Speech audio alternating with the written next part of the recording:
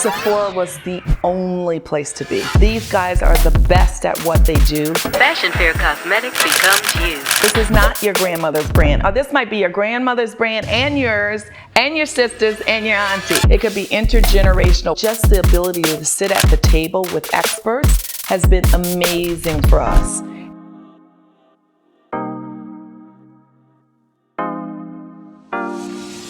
For us, Sephora was the only place to be.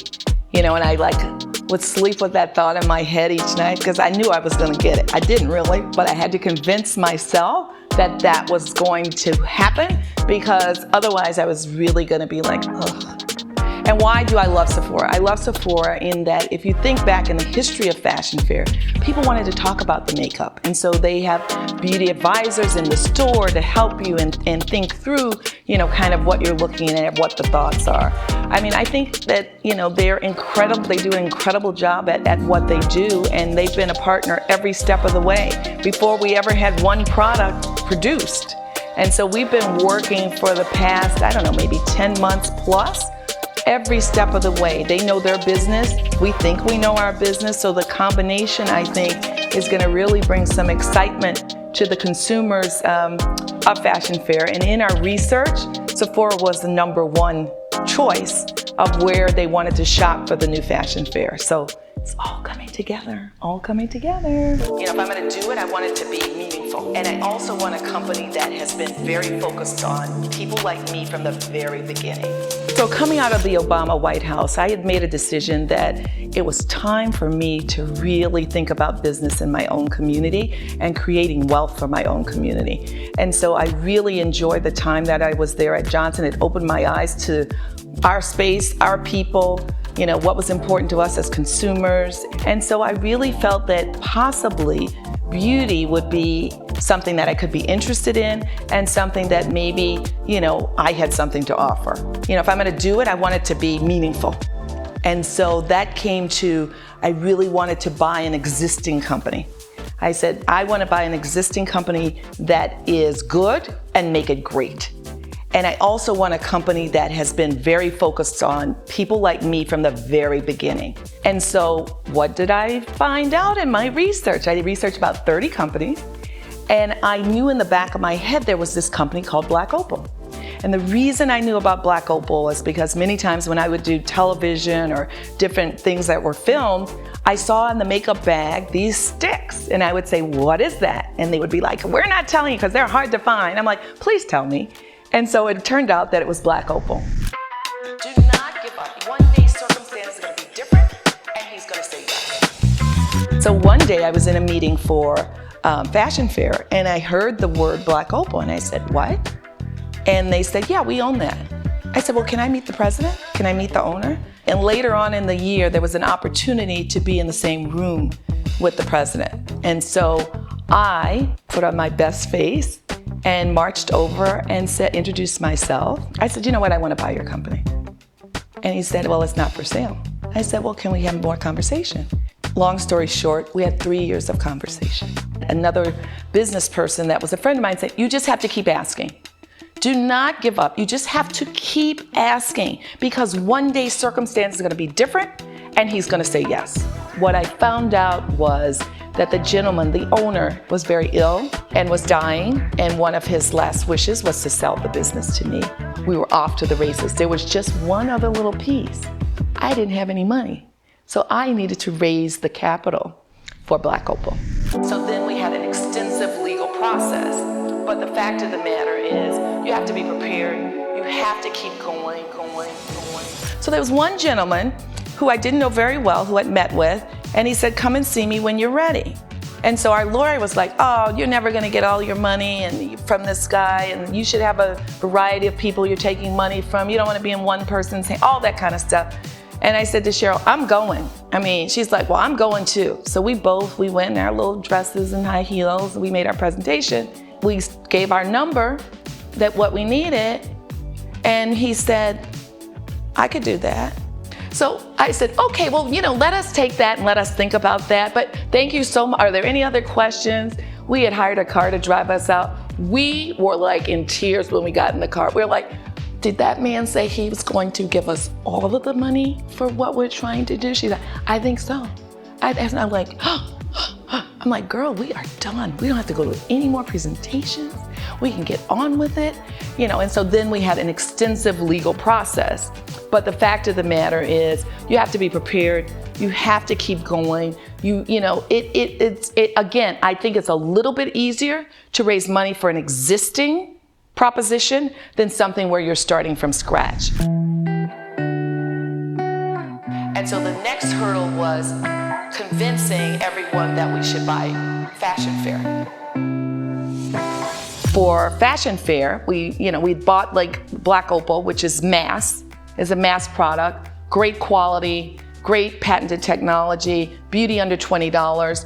And so the next hurdle was convincing everyone that we should buy Fashion Fair. In fact, when I was at Fashion Fair, I said to the Johnsons, they should buy Black Opal. So now to have that come full circle and for me to be sitting in a seat where potentially, I could buy Fashion Fair, I needed to convince my partners that this was the right thing to do and what the number was. And so we got through all of that. My legs were literally bouncing up and down because it was a bidding process.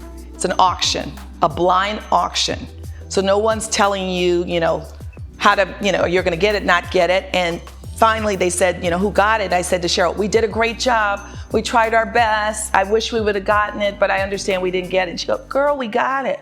And I just was like, oh my God. So that's how it happened. But that makeup just transformed her and made her ready for her day and day and day. I was introduced into beauty at a very young age. I was a small child and I used to see my grandmother back in New Orleans spread out all of her makeup on her dresser and then create the face for the day. And I always thought she looked so beautiful in all white.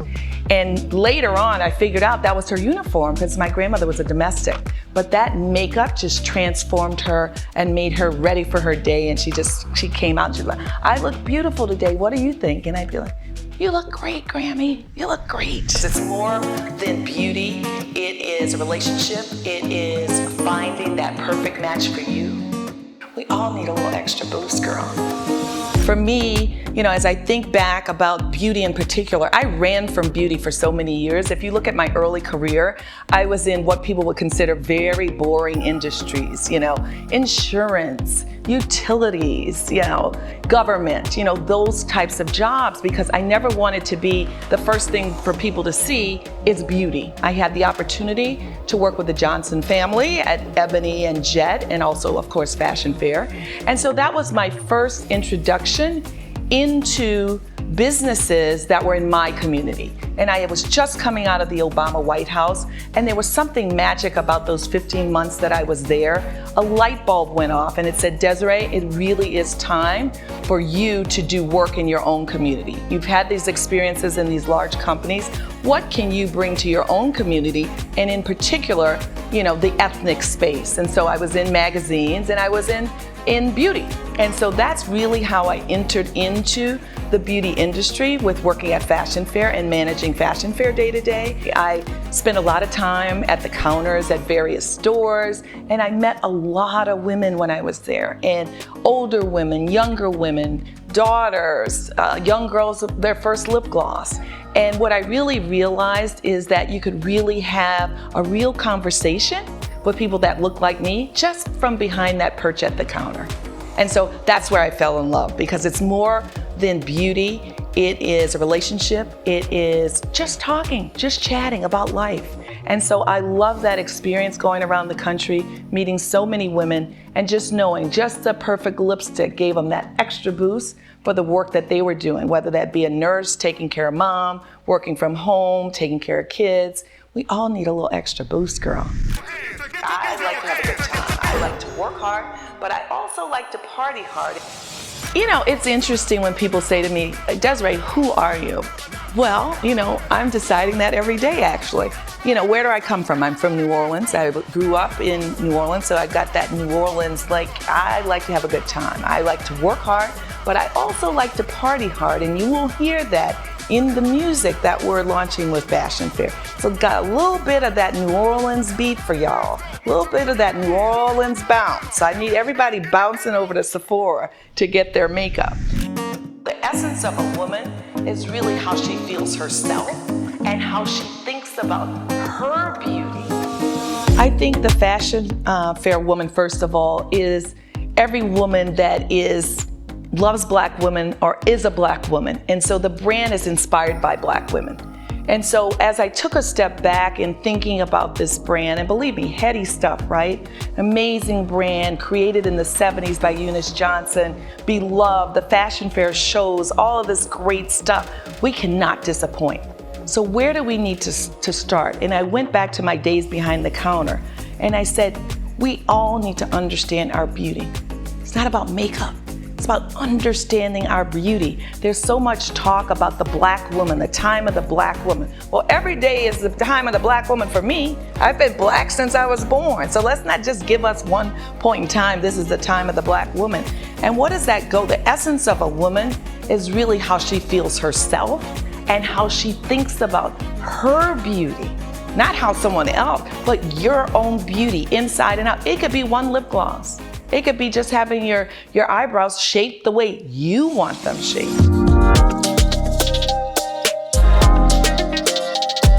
Thank you for tuning into my episode of We Built This, presented by Sephora and Hillman Grad.